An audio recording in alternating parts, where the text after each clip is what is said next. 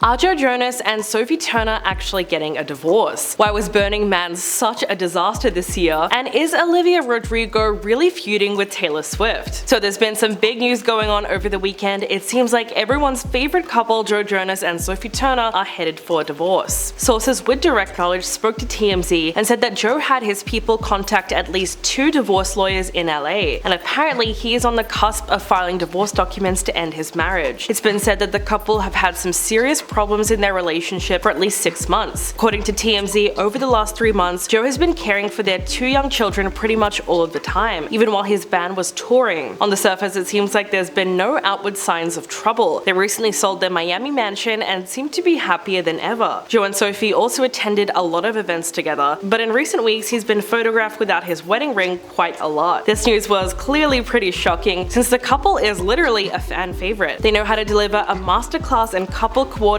red carpet wear, and over the years they've become one of the most enviable yet still relatable Hollywood couples out there. At last year's Met Gala, they coordinated their outfits, both wearing black Louis Vuitton looks. Sophie chose a gothic bride-inspired ensemble, which consisted of a floor-length embellished black dress with black platform heels, while Joe wore a white tuxedo with a long lace coat tail and silver jewelry. The two of them first linked up in 2016 and they got engaged a year later. In 2019, they were married in a Vegas-style wedding and have been living the family life ever since. They welcomed their first kid in 2020 and then another one in 2022. So it's safe to say that a lot has happened for them in the past 4 years. In an interview with Harper's Bazaar UK in 2019, Sophie spoke about their meeting and she basically said that they got set up. She explained that they had a lot of mutual friends and that they've always been trying to introduce them for a long time. Apparently they were following each other on Instagram and Joe direct messaged her one day out of the blue. When describing him, she said, "He's lovely, he's just the funniest. You wouldn't expect he's about to turn 30 this year. He's the most fun, energetic, positive person I've ever seen. I'm pessimistic, so we balance each other out." Soon after that meeting, Joe invited her to meet up with his tour that was passing through the UK. She said that the two of them had an instant connection, even though she hadn't expected to like him. Quote, "He didn't bring security, he brought a friend and they drank just as hard as the rest of us. I remember us two spending only a couple of minutes on the dance floor and then we found a space in the far corner and we just talked." Sophie went on to say, "We talked for hours and hours and hours and I wasn't bored. It wasn't contrived, it wasn't small talk, it was just so easy. Soon we were inseparable and then I went on tour with him." Professionally, Joe and Sophie have both been very busy these days. Joe has gone on tour with his brothers recently and is scheduled to perform through the winter. Sophie's done some more acting stuff in recent years, but she isn't nearly as active during her Game of Thrones days. Despite the divorce rumors, or maybe because of them, Joe's wedding band was seen back on his finger over the weekend. He was pictured sporting his ring during a Jonas Brothers concert in Austin, Texas, and it definitely seemed like he was making a statement. In a series of photos posted by PopCrave on Twitter, his gold wedding band could be clearly seen on his left hand while he was performing on stage. Not only that, but Sophie was there too, and he also sang a love song that he wrote for her during the stop on their North American tour. His wedding band was also visible in a snap shared on the official Jonas Brothers Instagram account on Saturday. The caption read, "Happy Labor Day weekend everyone. This tour has been incredible so far. Having a little family time in the Texas sunset tonight before a big Austin show tomorrow." Apart from that, the two of them have also been pretty active on social media. On August 15th, Sophie marked her husband's 34th birthday on Instagram. She posted a photo of them wearing matching green and white striped pajamas, and it's clear that she still wanted to make him feel appreciated. In this case though, no matter what happens, Sophie and Joe are still going to be amazing parents to their 2 daughters. So divorce is not going to be the end of that kind of relationship. Now, did you hear what happened at Burning Man? Because it's a complete disaster. Tens of thousands of people who spent days stranded at the festival have now started to leave, which has created a huge traffic jam in the Nevada desert and of course even more chaos. Heavy rain created a mud bath and flooded roads, trapping around 72,000 people there. Traffic was allowed to leave as of Monday afternoon, and unsurprisingly, everyone had the same plan to get out of there, which made the wait time to leave the festival around 5 hours on Tuesday, and there were reports of high tensions in the queue. In a statement, the county sheriff said that the exhausted festival goers started lashing out at each other while they were stuck trying to leave. He said that large amounts of property and trash had been strewn around the festival site, including vehicles that had to be abandoned. Apparently, some people were unwilling to wait to leave the desert, so they decided to abandon their vehicles and their personal property. The event's traditional finale, which is the burning of an effigy, was postponed twice before finally taking place on Monday evening. All of this because of a massive rainstorm, one that hit the Black Rock Desert near the end of last week. It's thought to have been the longest, heaviest rainfall since the festival started more than than 30 years ago. And not even celebrities were safe from all the chaos. While around 65,000 people remained on the side, some chose to hike 5 miles through the mud to the nearest road. Among those people were Diplo and Chris Rock. The two of them hitched a ride out of the festival in the bed of a fan's pickup truck, but they still had to hike miles through thick mud. Chris shared a short video on Instagram stories of the swampy conditions at the festival grounds. Diplo then posted a series of videos showing him boarding a flight muddy and shoeless. He said, "No one was making it out of Burning Man, like they didn't believe they would walk 6 miles in the mud. No one believed we would get to DC for the show tonight, but God did." After making it out of the desert, he said he flew to Washington DC for a Labor Day event at Eco Stage and played for 3 hours after walking 4 hours after the desert and taking a flight. People were told to take shelter and conserve food, fuel, and water, but the bad weather meant that the portable toilet facilities were temporarily out of use because service vehicles were unable to drive on the mud to empty them. At first, the festival goers tried to embrace the weather, but by Sunday, the exhilaration was replaced with exasperation, and suddenly everyone wanted to get out of there as fast as possible. Burning Man is one of America's most well-known arts and culture events, where visitors create a temporary city in the middle of the desert. It was founded back in June of 1986 and was first held in Nevada's Black Rock Desert in 1990. Tickets can be very hard to get, and people sometimes have to do interviews to get into popular camps, and they have to prove their commitment to its ideals, so it's all very exclusive. In recent years, it's mostly visited by tech bros, celebrities, and influencers, which kind of finds itself at odds with the festival's original principles. And nowadays, there's more rules being broken than ever before. A big part of Burning Man always used to be about leaving no trace, but a lot of the time there are piles of debris scattered in the desert, and there's been a lot of chaos with festivals in general. Most people remember how disastrous 2017's Fire Festival was. It was heavily promoted by social media influencers as a luxurious weekend in paradise, where people would get to rub shoulders with celebrities, eat top-notch food, and see performances by artists like Blink-182, Migos, and Major Lazer. But when the attendees who'd spent thousands of dollars on tickets finally arrived on the island, they were met with mass disorganization, half-built tents, and catered food that was basically just dry cheese sandwiches. Upon arrival, the 5,000 ticket holders were all told that the festival's headlining musicians had already pulled out of the lineup, all because of the chaotic planning. The event will probably go down in history as one of the biggest festival disasters of all time. In fact, there's even a Netflix documentary about it, which captures exactly what went wrong and when it all started to fall apart. What was really crazy about that one specifically was the fact that it was marketed as a luxurious paradise of a festival, and it turned out to be the complete opposite. It was co-founded and marketed by rapper Ja Rule, who had influencers like Kendall Jenner, Emily Ratajkowski, and Hailey Bieber all promoting the event. Interestingly enough, when it all hit the fan, Ja Rule later said that he was also scammed by the organizer, Billy McFarland, and he was then dismissed from a $100 million class action lawsuit. In the end, Billy McFarland was outed as a fraud. In 2018, he was sentenced to 6 years in prison after pleading guilty to charges of wire fraud, bank fraud, and making false statements to federal law enforcement. It came out that he had defrauded Fire Festival investors and ticket vendors of about $26 million,